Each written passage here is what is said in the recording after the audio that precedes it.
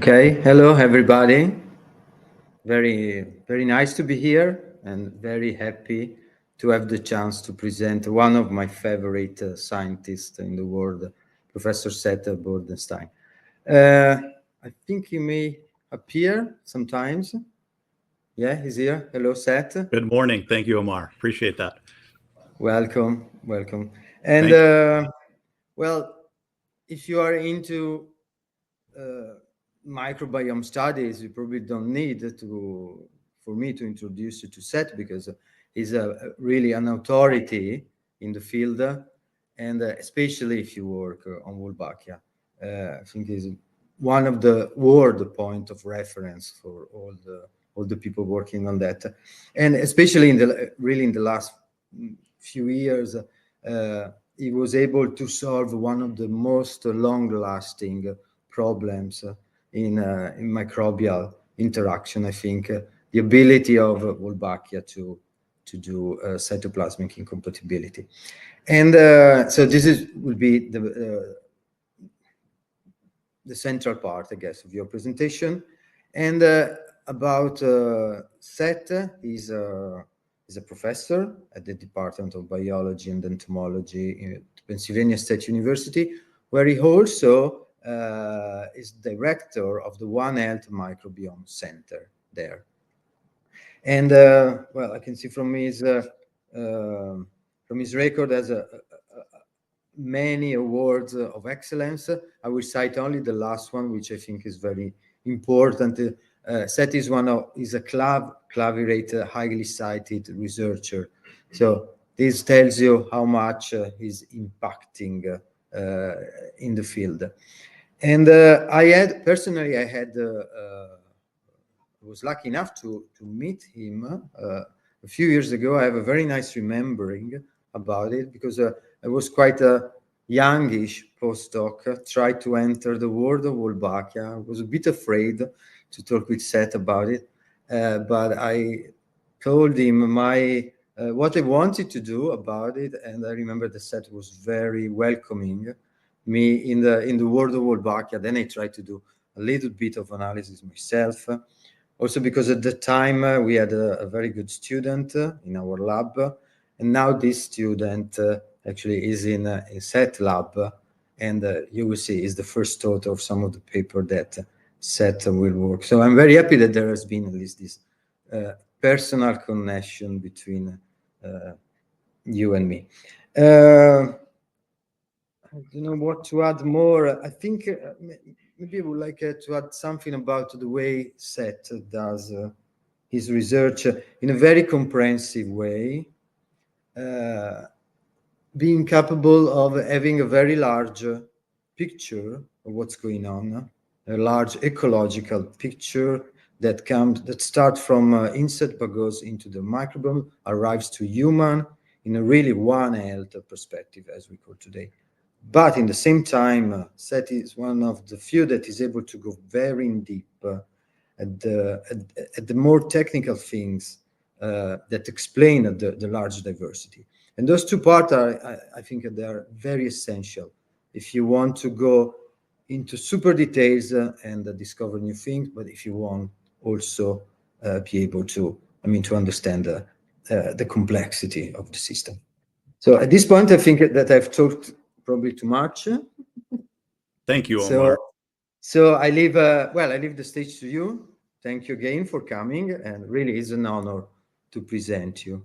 That was a beautiful introduction. That one of the best I've ever heard. Thank you so much. It means a lot. So I leave you the stage, and okay, when you want to ask a question, you just type in the comment section, please. Okay, great. I'm sharing my screen right now. If there's a problem, please let me know, because I can't see the interconnected forum right now. So presumably everybody can see it. I'm talking to you from Penn State University, right in the middle of Pennsylvania, at the tip of the Appalachian Mountains. And the building that I'm sitting in, where my office and lab are, is shown behind the screen here. It looks like a spaceship ready to take off, and we like that because we like to think of discovery as inspirational here. I'm going to talk to you today about the microbe's master plan to control sperm and shape generations. And I want to sort of set the context that when we think about microbiomes, a lot of microbiome scientists go to two anatomical systems first. They go to the guts of animals, or they go to the roots or leaves of plants. And yet, I would like to maybe influence your thinking today that, in fact, the reproductive microbiome has often more profound influences on host biology and evolution than those two that we commonly think about first. And to put the reproductive microbiome front and center as we think about the microbiome science's impact, especially in host-associated contexts. And so this is a story that begins 100 years ago, exactly 100 years ago. So it's just great to be able to talk to you all today with this history. The bacteria Wolbachia, the focus of today, was studied and discovered in 1924 in a paper by a graduate student and a PI at Harvard, Dr. Wolbach, hence the name Wolbachia. Now, their paper here has a sort of a prophecy stated inside of it, because what they were doing is they were ripping open the abdomens of a few insect species, including mosquitoes, looking into the ovaries, and then finding rod-shaped bacteria inside the ovaries. And to them, this was astonishing to think that there could be bacteria inside the ovaries of an animal. And they said this type of organism is one or more or less distributed throughout the whole group of arthropods. Now, that is a big claim. But in fact, because they had looked at a few insect species, they thought we could probably extend this discovery. And they were exactly right. About half of the world's arthropod species today, based on PCR screens, are now known to carry Wolbachia bacteria in the reproductive tissues, the testes and ovaries. Now, if you extrapolate 50% infection frequency or occurrence of the symbiont to the fact that arthropods are 85% of all animal species, and you do some number shifting, you end up with millions and millions of arthropods or animals that harbor the bacteria symbiont Wolbachia. This makes it the most successful bacterial symbiont in the animal world today. Now, how did it do that? That's going to become part of the topic today, and how can we apply it by extension? So we work on a number of different systems. You'll hear a lot about flies and Drosophila today, but this is my first love as a graduate student, Nisonia parasitoid wasps. They're about the size of a fly, and you're going to watch some mating behavior between a male and female here. If you were to take this wasp and cut open its abdomen and look inside the ovaries like Hertig and Wolbach did, you would find these Wolbachia bacteria. They're not too interesting to look at. They're small, micron size, semi-rod shaped. Sometimes they have multiple eukaryotic membranes around them to cloak themselves inside the cytoplasm of the animal cells. Now, if we stain them for fluorescence with fluorescent stain and look for Wolbachia, you can see right in the testes there are these red Wolbachia chock full inside the testes where sperm are made. And then in the ovaries, if we stain them with orange, you can see them right there in propagating as the eggs, the oocytes develop. And ultimately, these bacteria are maternally inherited. So the bacteria population from the mother's ovaries is what gets transmitted to the next generation. The father's bacteria does not get transmitted, but it is so important to the process of the spread of the symbiont that we'll talk about in a second. So in that spirit, with the fact that there is maternal transmission, if you were to look at this wasp embryo and stain in green for Wolbachia and in blue for the wasp DNA as it mitotically divides in the embryo, you can see these bacteria are well underway in replication, localizing to what we call the posterior end of the embryo. And this end of the embryo is cunningly where the reproductive tissues develop. So the testes and ovaries develop from this portion of the embryo. These bacteria, before there's a reproductive system, nowhere to be in the reproductive system by the time that begins developing these tissues in the larvae and pupae. Okay, let's go deeper. So if you were to keep pushing down into the symbiosis under electron microscopy, Michelle, many years ago, snapped some photos that to this day still are astonishing to us, because she saw this bacteriophage portion of the Wolbachia cells. In fact, this is a bacteriophage portion busting out of a Wolbachia cell. You can imagine its membrane is here, and then the membrane is broken here where the phages are moving out, going to find a new Wolbachia cell inside this symbiosis. This is a healthy Wolbachia cell, so very granular in structure, a couple of membranes around it, an outer and inner membrane as we'd expect. But then right above it with those black arrows is a Wolbachia cell that's dying. And it's dying with a degraded DNA patch and membranes collapsing inward from the outer membrane and the inner membrane towards the inside of the cytoplasm. And the phage particles are making their way out. And even we can see these phage particles in the cytoplasm and tissue matrix of the reproductive tissues. This is actually in the testes of the wasps. And we see these phage particle packets now migrating around the tissue matrix, probably to find a new Wolbachia cell. So it's a tripartite symbiosis. And this becomes central to a lot of the biology of why Wolbachia is successful. Now, a lot of folks have come to learn about Wolbachia in the last decade because of its applications. There are many mosquito releases ongoing across the world, one of which is the World Mosquito Program. And about 2 decades ago, they took the Aedes aegypti mosquito vector of Zika and dengue virus, and they put in the Drosophila melanogaster Wolbachia by injection into these mosquitoes that don't have Wolbachia. And they were able to support the discoveries in flies that mosquitoes as well are resistant to RNA viruses that are pathogenic when they have Wolbachia present. And what that means is these mosquitoes now with the symbiont are immunized, in which the Zika and dengue virus don't replicate. Now, this is kind of magic in a microbe and a mosquito, because if you release this combination now into the wild, so these are shown in green here against the gray mosquitoes that don't have Wolbachia, and as they spread through the population through an adaptation that we'll talk about in a second, ultimately you can turn a gray mosquito population that transmits disease, into a green one that does not transmit Zika or dengue virus. This is happening across the world with wonderful success for human health.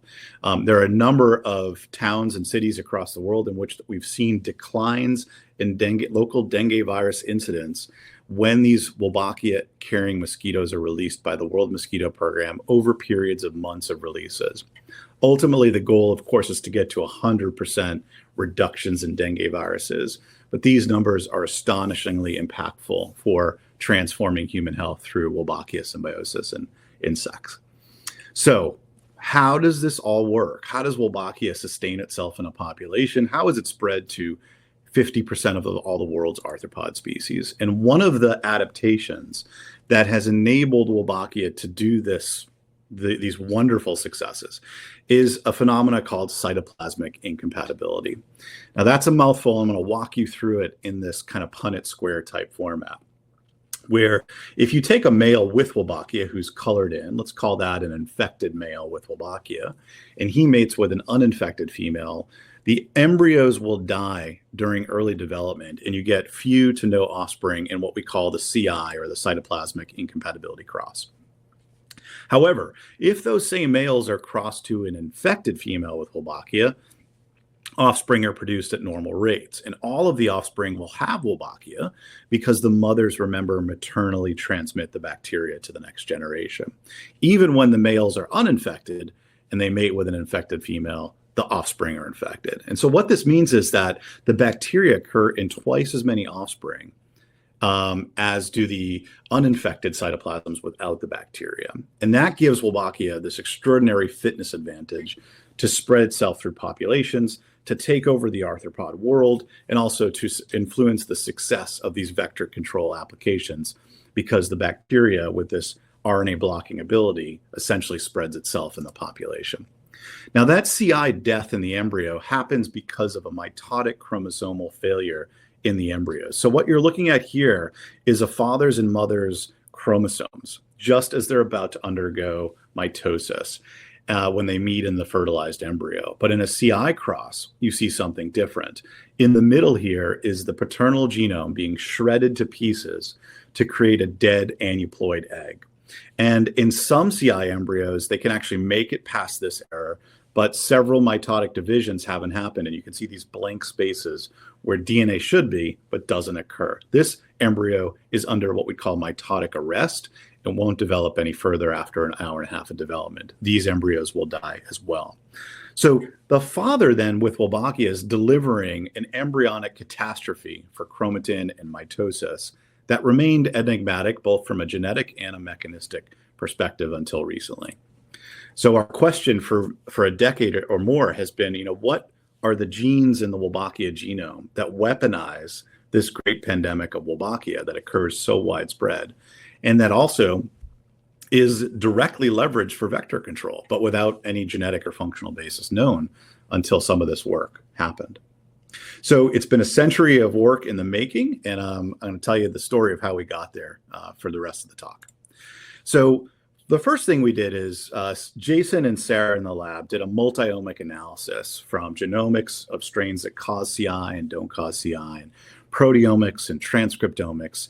And to boil this down in a very short nugget, what they found are that 2 genes only strictly associated with CI, and we call those genes CI factors A and B. Now, for those of you that do genomic or multi-omic analyses, normally you get hundreds of candidate genes. So when we got 2 candidate genes, we thought we were either dead wrong because nobody gets 2 genes and they happen to be the right genes, or perhaps we were on the right track.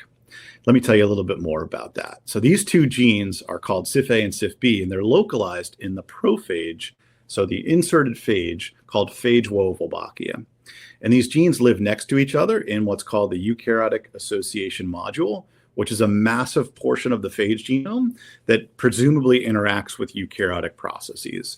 And that in and of itself is an interesting story to think further about. The rest of the genome makes a typical phage: base plate, head, replication, tail, and so forth.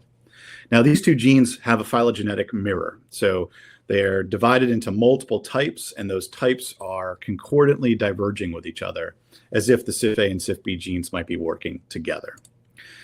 Now, again, to make a long story short, since we're going to get into some of the mechanistic work today, we had a team of graduate students and undergraduates, as well as senior staff in the lab, take the cytoplasmic incompatibility phenomena and ultimately show that CypA and CypB can transgenically in flies replicate the entire process of cytoplasmic incompatibility. So CypA and CypB in males, when expressed and crossed to an uninfected female, causes CI. When CypA and CypB are expressed in the males, and then you cross them to a CypA expressing female, a fly transgenically expressing these proteins, well, then you get normal offspring, and those offspring are rescued. We did all of this without Wolbachia present. So we've synthetically engineered the symbiosis to its genetic fundamentals without the bacteria even being present. I'll show you the cross that really brought all that together. So what you're looking at here is the axis of embryonic viability, or hatch rates. And so a low hatch rate means CI, 20 to 30%, and a high hatch rate generally means compatible or rescue. So you can see in these wild type Wolbachia and transgenic fathers that they cause low hatch rates. That's the CI cross. And then this is the bread and butter. So this is when we cross those males to a CypA female, and then we get rescue. So what is a worldwide symbiosis? Because of cytoplasmic incompatibility, only has 2 genes necessary to make it all work. Now, under the hood there are domains in these proteins that became of interest to us. And we wanted to understand sort of what is the essential parts of the proteins that make the CI system work. And so Dylan, a graduate student, and Mahip, an undergrad, went to work on mutating sites across the proteins. And so when you see these labels, we're switching an amino acid to an alanine to mutate them, and then we're going to test the function. You can see that there's a number of color-coded domains that we'll talk a little bit more about in a second.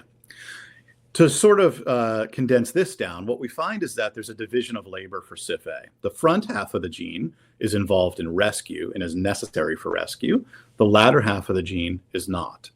For CI, the front half, and actually the front 2/3 of the gene, are required to express CI. The latter tip of the gene or protein is not necessary for CI. Now, this is beautiful because it tells us that CypA has genetic capacities on the CI and the rescue side that ultimately determine that dual role it plays in the biology. For CypB, it only occurs, it only causes CI on the father's side. So everywhere we mutated it, it was found to be an essential region for CI, and that makes good sense in light of what we know as well. Okay, so once we found these genes and kind of understood their protein essentiality, we then wanted to ask questions about what's the mechanistic basis, the cellular basis of the CI rescue system. And you're looking at a beautiful testes staining of testes DNA and RNA here that'll become central to the story. And so let's get into the mechanism now. So this requires that we think about reproductive biology of the animal system. And in Drosophila, the testes kind of have this pinwheel structure with different stages of development. And ultimately, the mature sperm are at the end of this pinwheel on the inside here. Now, if you rolled out the pinwheel into a straight line, you'd see these stages of development from the germline stem cells all the way to the mature sperm.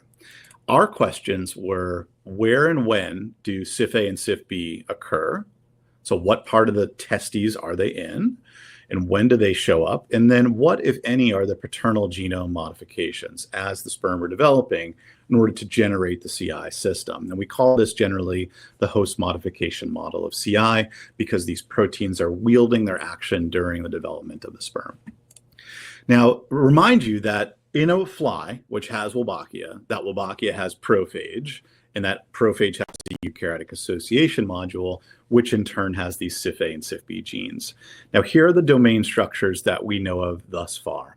There is a nuclear localization signal in CypA. Now, this is kind of astonishing because remember, this is a phage gene, a phage-associated gene, now with a eukaryotic nuclear targeting sequence right in the middle of the protein.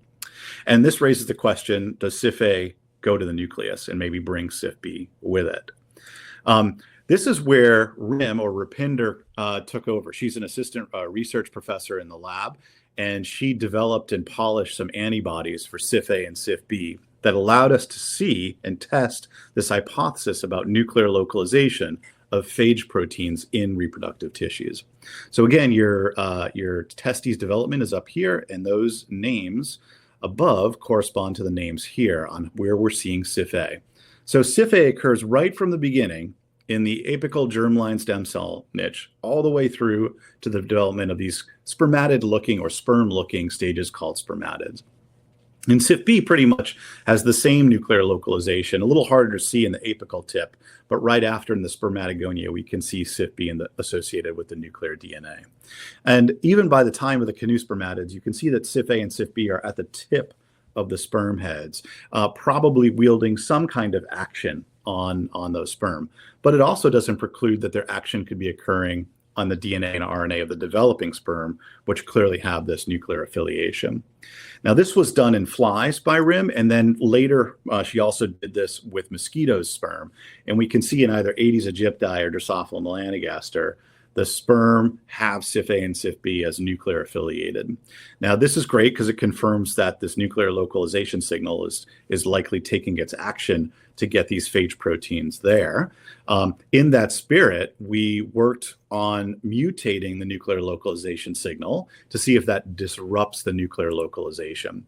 So we have a wild type nuclear localization sequence for CypA that's transgenically expressed in flies, and then we just deleted it out of the sequence. And as you can see, the CypA in green no longer associates with these very young spermatids. That's because we disrupted that nuclear localization sequence. There's a phenotypic consequence, of course. So if it's not nuclear associated, then we expect the system to not cause CI. And indeed, that's the case. We get these very high embryonic hatch rates with the mutated nuclear localization sequence, but not with the wild type. So this really rounds out that CypA essentiality for nuclear localization and CI. Now, there's another aspect to the story about the development of sperm that we started to form hypotheses around. And there's a fundamental process in animal spermatogenesis from insects to humans called the histone to protamine transition. Now, this occurs in the latter half of spermatogenesis, where you get these needle-shaped sperm formations. Before you get to that point, you'll notice the sperm cells are round, and they are round because the DNA of the sperm is wrapped around histones. And those histones are large proteins, and so you get these kind of circular shaped nuclear cells. On the other hand, when the histones come off at this stage and these smaller protamines come on, you'll notice the sperm take this needle head-shaped formation. And that's because the DNA wraps tighter around these smaller protamines than they do around the bigger histones. In fact, this green wheel here to reflect the protamines are multiple protamines. So not just one, but multiple small ones. And the DNA really loves to wrap tight around that, squeezes the head from a round to a needle shaped, and then we get our normal typical sperm. Now, in humans, infertility is often associated with a disruption, guess what, in the histone to protamine transition. So this seems like a likely course for similar actions of something that causes a sperm-egg incompatibility. This work has been done by RIM in both flies and in mosquitoes once again. And here are the spermatid stages with an antibody staining for histones. Now, when there's a no-CI condition, during this transition stage, the histones come off and we expect to see no histones. That's what we get. But in the wild type Wolbachia CI and in the transgenic CIF-A, CIF-B CI, we see a prolonged hanging on of these histones during that histone to protamine transition. This is the first indication that something in sperm development has gone bad because of the CI system. And on the flip side of that, the protamines have to be deficient now because the histones didn't come off, so the protamines never get to come on.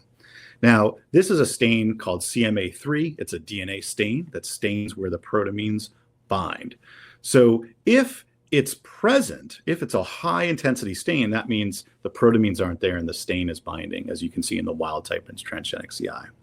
However, if the protamines are there, the stain can't bind, and that you get that light staining in the no CI control. So it's this type of data that allowed us to see that the histone to protamine transition has gone awry under the CI system. And moreover, if we use Drosophila mutants to knock out protamines and therefore create more of a deficiency in the system, we lower the amount of protamines in the system. What we found is that the CI strength gets stronger, meaning less embryos hatch on average than the wild type CI. So this connected a causation between the histone and protamine problems and now the ability of CI to take its full effect. Okay, so there we are. We've got this sort of late stage sperm development histone to protamine problem. We know that probably this is being set up by nuclear localization phenomena, but we don't know what happens early in spermatogenesis. And I want to talk to you about the rest of these domains because there are two domains in CIF-A that are RNA acting, putatively RNA acting domains. One's a transcription factor, one's an RNA binding domain. And then on CIF-B, there are two DNA aces that are putatively interacting with DNA. And this creates hypotheses that perhaps even before we get to the histone to protamine transition, the CIFs are modifying the central dogma biology of sperm development, RNA and DNA. Okay, so we undertook two approaches to look at this, both in vitro and in situ, right in the testes.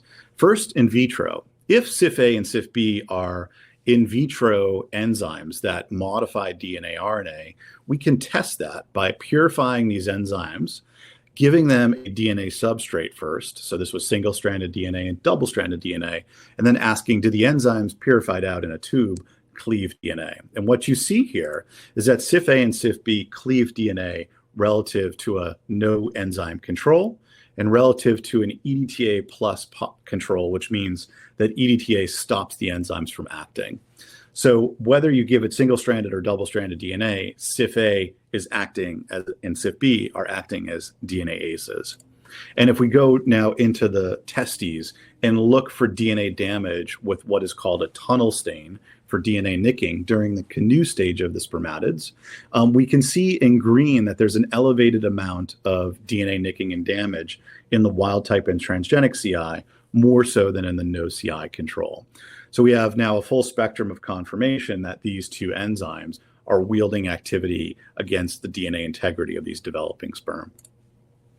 Now, in terms of the RNA side, we did something similar with CIF-A, in which we were able to give it RNA substrate and show that CIF-A is cleaving RNA, CIF-B is not, and this is the RNA-only control and the EDTA plus controls. If we go then into the tissues and look for what types of RNAs might be modified, RIM had this fantastic hypothesis of looking at a specific long non-coding RNA in the spermatocytes that was previously known to be involved in the histone to protamine transition of Drosophila melanogaster. And there was already a fish marker developed for it. So she went ahead, put it all together, and stained for whether this particular long non-coding RNA, important to the histone to protamine transition, is influenced by CypA.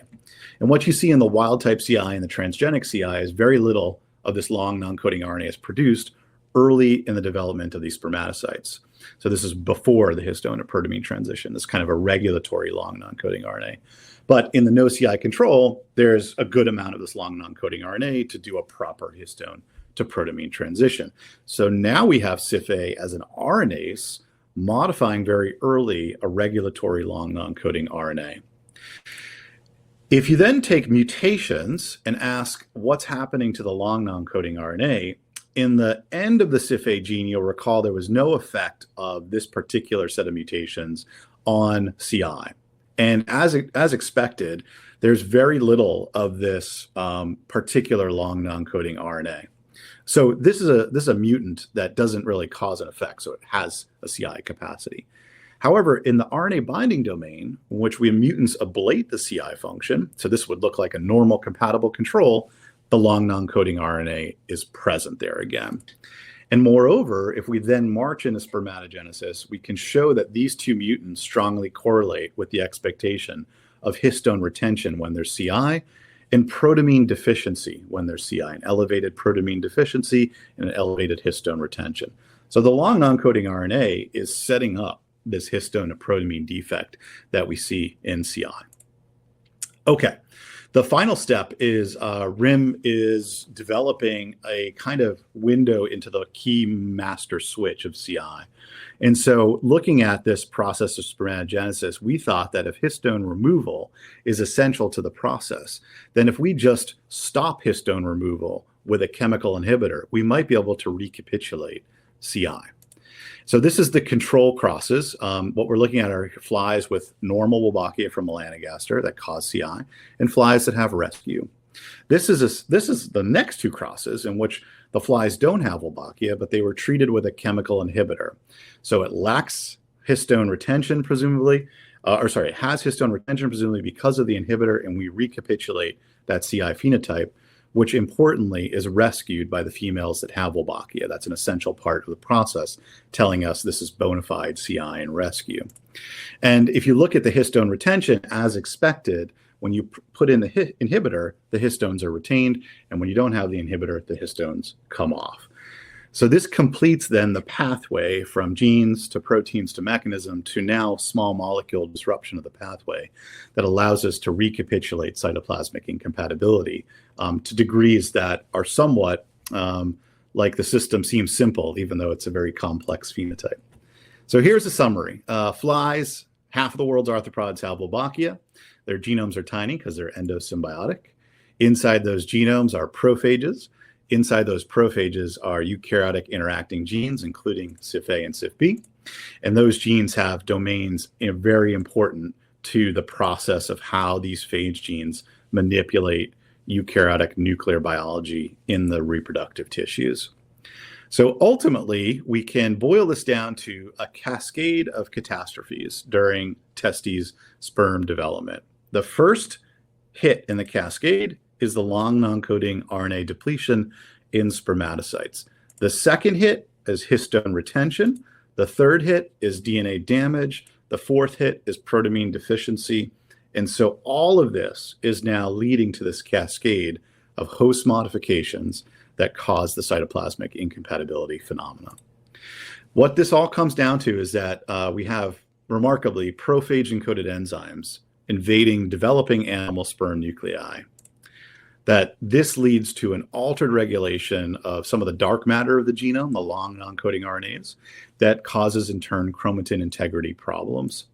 And this is the first example of a symbiosis in which nuclear targeting phage proteins impact eukaryotic gametogenesis, sperm development in this case. If we zoom out to the big picture, we understand that there is a global symbiont of gigantic proportions in the animal world. A lot of that boils down to a very simple genetic toolkit with CypA and CypB from the prophage region. This is now being used as a technology to control mosquito-borne diseases by many companies across the world, including a spin-off company from Google called Verily, a Kentucky company called Mosquito-Mate, and the World Mosquito Program. A lot of this is done with robotics. This is actually a van, an autonomous van that drives around with a roll-down window and robotically releases mosquitoes to control local cases of Zika and dengue. And from a fundamental textbook perspective, and I didn't get a chance to talk about this and would be happy to, CI is a factor that influences the evolution of their hosts in major ways, including sometimes the evolution of reproductive isolation and speciation. So with that, I will stop the talk. I'll take my slides down and be happy to entertain any thoughts you might have about this system and how it's being applied across the world. Thank you for listening. Thank you very much. We cannot clap because we are all separated by miles and miles, but let me take my clap.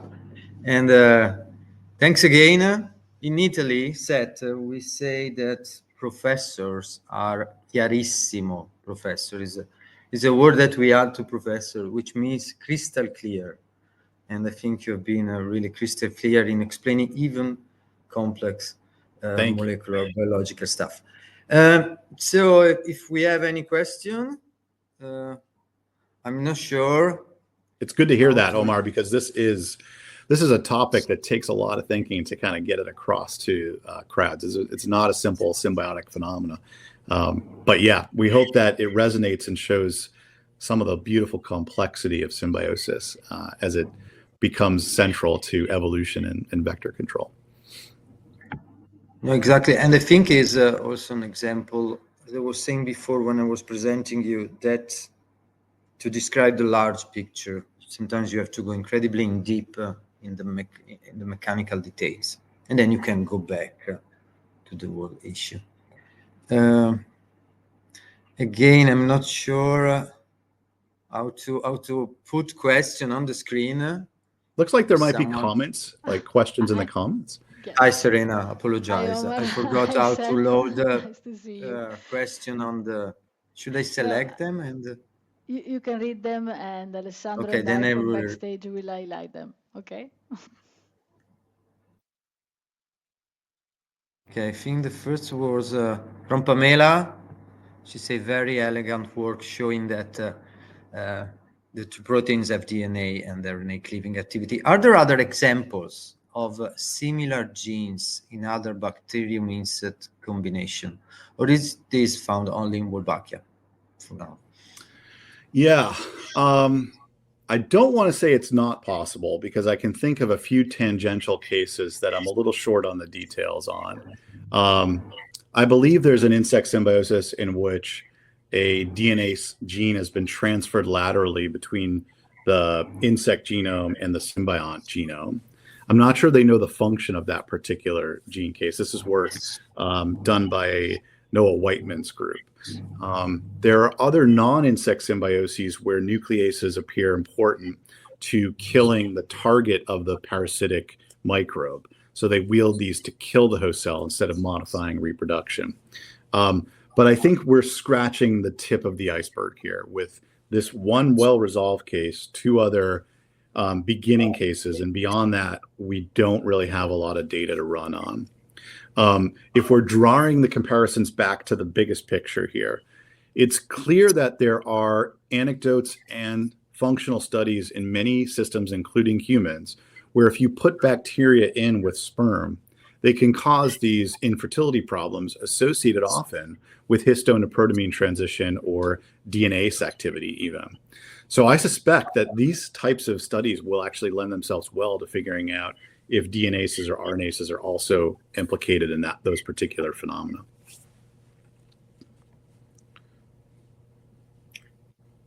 Another one from Patrick says amazing presentation.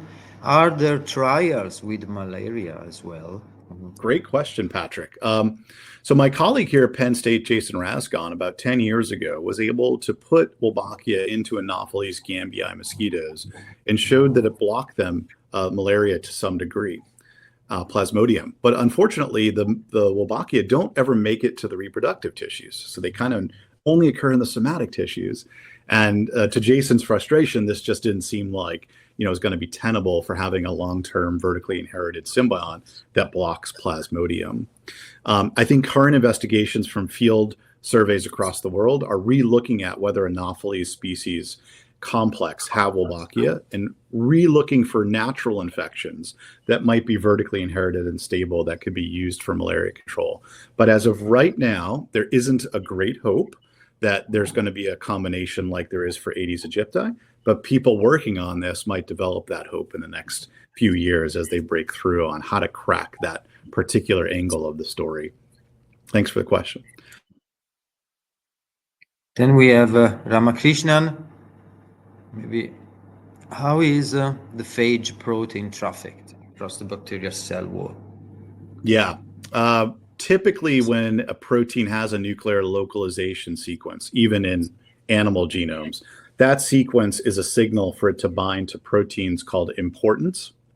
And importance will move cytoplasmic material into the nucleus through the nuclear pore. So all that's necessary is that nuclear localization signal, and then other eukaryotic proteins come in and shuttle it through and also shuttle it back out. So presumably in this system, these helper proteins take over once the nuclear localization signal is detected in the protein. And I think there's some work in different strains of Wolbachia in different hosts that imply that importance are important to regulating the vectoring of these proteins to the nucleus. Thanks. And we have Hassan. Any study on CypA, CypB phylogeny with regard to sperm control? Let's see. I'm not sure I fully follow the question, but the phylogenies, there are a number of papers on CypA and CypB phylogeny. All of them show that CypA and CypB have parallel evolution, coevolution, if you will. And more we're seeing new phylogenetic types, up to 5 or more types, are divergent clades that are part of the divergent structure of the CypA and CypB proteins. In terms of sperm control, I think maybe you might be asking like, okay, which types map to which CI sperm control system? And I don't know if we have enough data to fully explain if all the types have all CI capability, but every time people are looking, they seem to find it. So I'm optimistic that the divergent clades have CI as well as the ones we've shown here. Okay, then from Marco Ben Verce. If I understood correctly, the part regarding the rescue, if the male has a CypA, then embryo survive. How does that fit what your group showed regarding DNA's and RNA's activity? Perfect. Love it.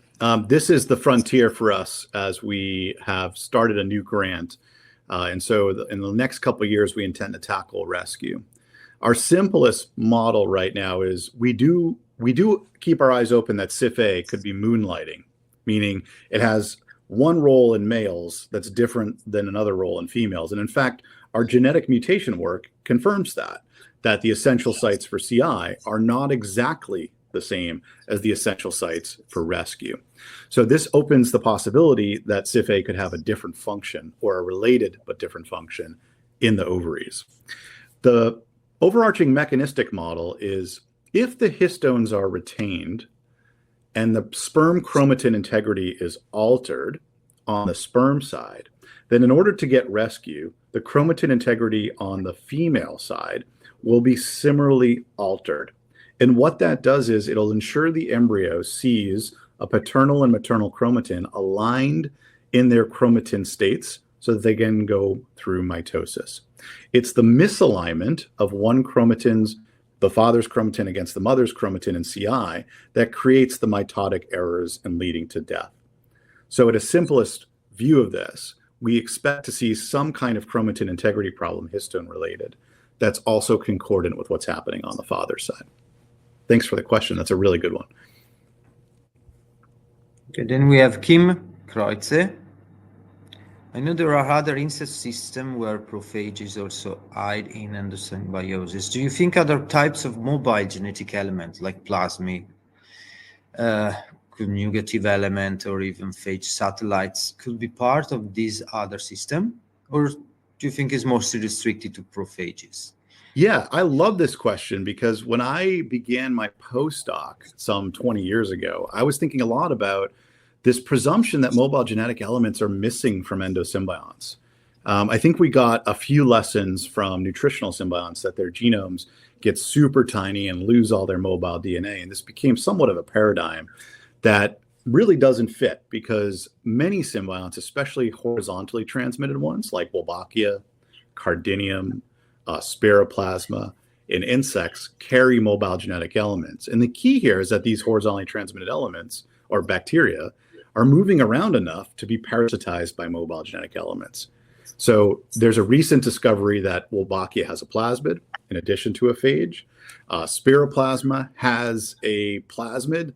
I think we're going to see many types of small circular parasitic elements associated with horizontally transmitted bacteria. And we may find that they wield the genes for reproductive parasitism.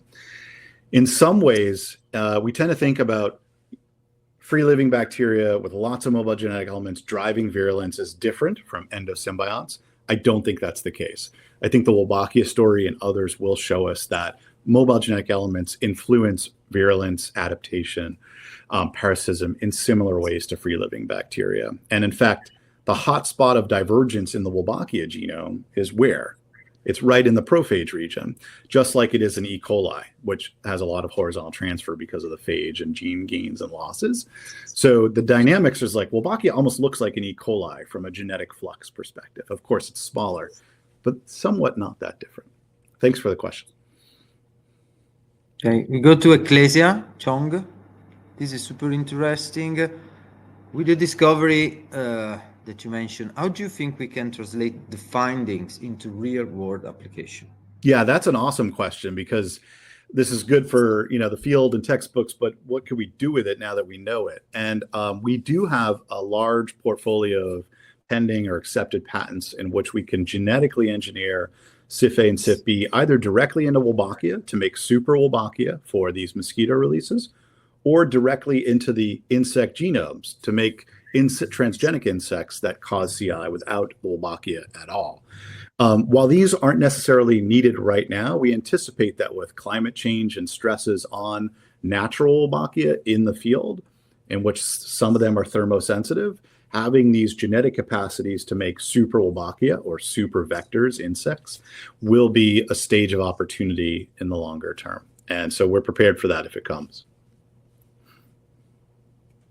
Thanks. Then we have Patrick, linked to malaria disease prevention. There were trials on X-ray sterile male years ago. How do these compare with the Wolbachia technology? Are they so more or it less sounds like, Patrick, you're familiar with the sterile insect technique. So X-ray radiation can disrupt sperm, and then these males are infertile, and they go out and mate, and they can't reproduce with the females, and so you can crash the population that way. And actually, Wolbachia does something similar with its incompatibility. Just naturally, it has this adaptation. But unfortunately, in Anopheles, the problem was you could never get Wolbachia to be sustained in a laboratory population. It only occurred in the somatic tissues. And in order for it to be inherited, it has to be passed on in the reproductive tissues. And Jason Rasgon's lab found that wasn't possible. So it kind of blunts the opportunity because injection is hard, has a very low success rate. So you can get a few to 100 mosquitoes with Wolbachia, but you can never breed them up for any serious Anopheles control due to the lack of inheritance. So in your question, sterile insect techniques currently a better option than Wolbachia. But I think there are Wolbachia biologists that see a future where maybe someday they'll crack that challenge and apply this Wolbachia technology. If I may add, there are some examples like Drosophila, where we are talking of mixing the two approaches. Yeah. So treating male with X-ray, and then also add the incompatibility to the same male. Yes. Samuel, we have Samuel Nanna. very long question. Yeah. Maybe I'm interested in understanding the potential human health implication. Why Wolbachia is being used to suppress dengue transmission through infected mosquito releases? What is known about its safety profile and potential direct or indirect effects on human health? Are there any documented adverse effects or safety concern? Yeah, thanks, Samuel. That's a question that the groups have put a lot of work into doing before they did these releases. So, for example, they bred the mosquitoes in the laboratory and did tests. They bred the mosquitoes in field sites and did tests, and they did releases. In all those circumstances, there were no adverse negative consequences. That means that there's no risk to human health. There's only the benefit. And that the mosquitoes do well with Wolbachia in them. So I think the biggest concern was actually it wouldn't work because the Wolbachia, novel Wolbachia in these mosquitoes would somehow slow them down, make them less vigorous, not compete well with the natural mosquitoes. And that hasn't turned out to be the case either. So all in all, this has been a gigantic success story. I think there's more work to be done, right? Long-term monitoring to make sure that, let's say, over decades, the mosquitoes released with Wolbachia continue to have Wolbachia. And those Wolbachia continue to have the suppressive effect on the pathogens. And those pathogens are held back at bay. It's possible, right, that Wolbachia loses its ability over decades to block these pathogens. But even that has been monitored, and over the course of 10 years, the blocking ability is sustained, and Wolbachia evolution in these mosquitoes is minimal. But if there are changes, everybody stands ready to kind of put in new Wolbachia combinations or transgenic technology like the discoveries we're making to assist those if they were to happen. It's not too far-fetched to think that this is one of those rare times where insects and microbes and symbiosis will have a tremendous impact on human health. And that's obviously the hope of these programs as they make a difference in the world.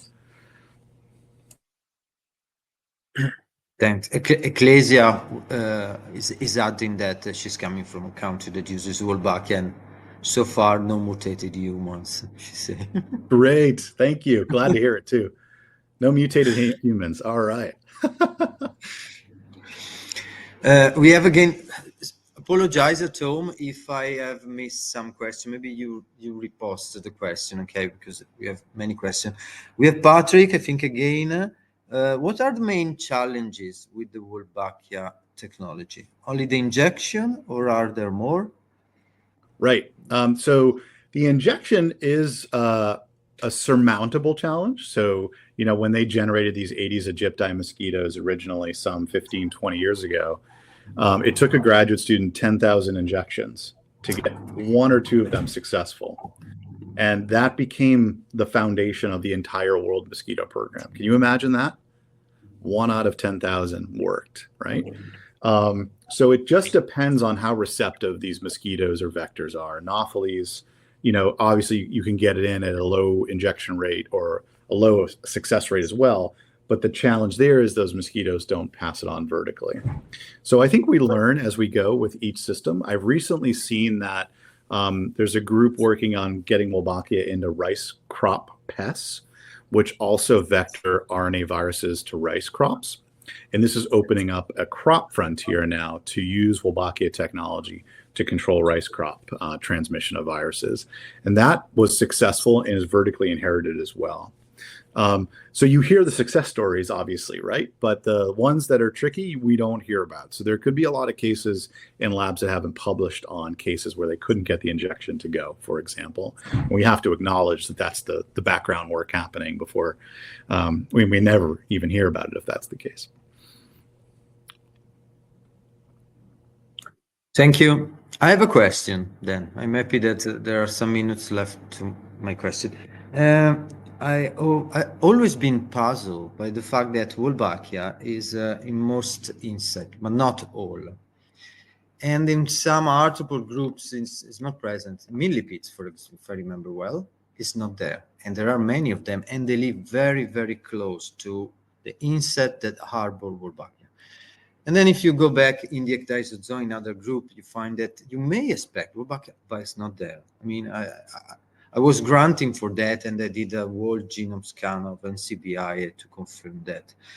So, what do you think? What should be the reason? The cell of the host does not allow to enter. What's your opinion on that? Yeah, I'd be curious to hear yours, Omar. My default, it's kind of cheating, is to think that Wolbachia has actually encountered almost all arthropods at some point in its hundreds of millions of year history. And if you can imagine that's the case, then some insects have evolved genetic resistance or immune resistance to this group of bacteria, so that when they do show up again, and most likely they do, as you're postulating here, those insects happen to retain a resistance evolved many generations ago. And those that have lost that resistance become the ones that are susceptible.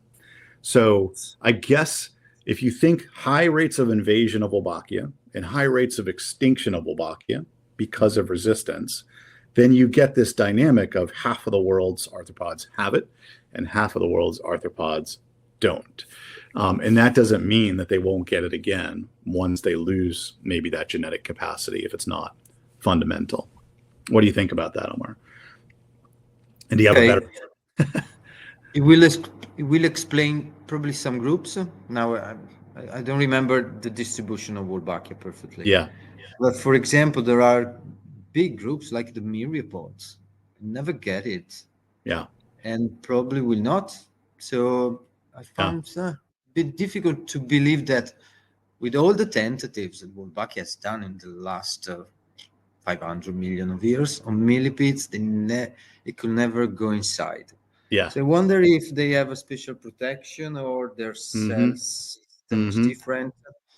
Yeah, my opinion is that we can find the way, the answer starting from the host, not starting from Wolbachia in this case. But yeah, you got to think that the reproductive tissues probably do have less susceptibility to microbes in general, right? Because we tend to find 1 or 2 or 3 microbes there if they're there, but not a whole microbial community.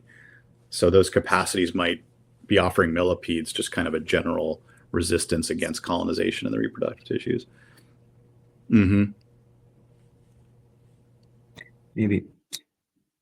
I'm not sure. Probably we finished our question. Is there any other question? I'm popping up again. Yes, there are, I think, a few questions in the comments left, and then we are done. Okay. Thank you. I guess Dr. Hassan has a question. Okay, Sir Patrick. No, Hassan again. Any retrospective effort on phage containing Wolbachia on dengue Zika spread? Yeah, I'm trying to think. You know, my as I alluded to earlier, my perspective is that this is a wildly successful effort, and we should all be proud in the microbiome field and symbiosis field to acknowledge that beyond fecal transplant, one of the greatest live microbial therapy stories today is Wolbachia. And we kind of forget about that, but when you hear it, it's like, oh yeah, that's right, that's obvious. And we should be talking about it more because this is affecting thousands, hundreds of thousands of people's lives, if not millions. And it's happening through insect probiotics, if you will, rather than a fecal microbiome transplant or a microbiome pill. That certainly is useful, but again, think about the worldwide impact of this symbiosis on human health. It's astonishing. Where we go from here with this technology is I do think it has set the stage for an expansion beyond mosquitoes to other vectors. Most of the world's deadliest infectious diseases are transmitted by insects. Mosquitoes are, of course, the deadliest animal in the world, but we're talking about ticks, we're talking about biting flies, etc. And then crops, thinking about the application of this technology to crops and livestock, even of insects that are parasitic to those. It's very, very likely in the next couple of decades, we'll see an expansion of this technology as humans try and exert their influence with these symbiotic control measures that in some ways are far more natural than insecticides and bed nets. And, maybe this is the great technology we really need for solving some of these burdens. Thanks. I think we can close with a easy, Yeah, really easy question from Patrick. My last one, I promise. Patrick says, "What is the future of the field in your view?" Oh yeah. Okay. I think I just alluded to some of it from the application perspective. For the basic science perspective, we're drilling into what we think of as what I think of as a germline, sort of symbiont access, a germline gamete access, if you will, that will be akin to thinking about the gut-brain axis or other types of axes with the microbiome. And Wolbachia sets the stage for everybody else working in a host system to think about this germline symbiont access, from humans to insects to plants, etc. I think that's the future of the field. But in terms of Wolbachia biology, as you can tell, we're tinkering at a highly reductionist molecular level to continue to unravel this story. And we remain to understand what's happening on the rescue side. And then there are many other phenotypes that need this attention. So Wolbachia cause male killing, the selective death of embryos. Wolbachia cause parthenogenesis, which turns males into females. And Wolbachia can do other things. And so these represent, beyond CI, a new frontier for the similar studies that you heard about today. And I'm hopeful that, and I know that our colleagues are working on this with some success already. Thank you. Good to be here, everybody. And I hope you learned something, and happy to be a part of this forum, and best of luck to everybody. Thank you very much. Bye-bye.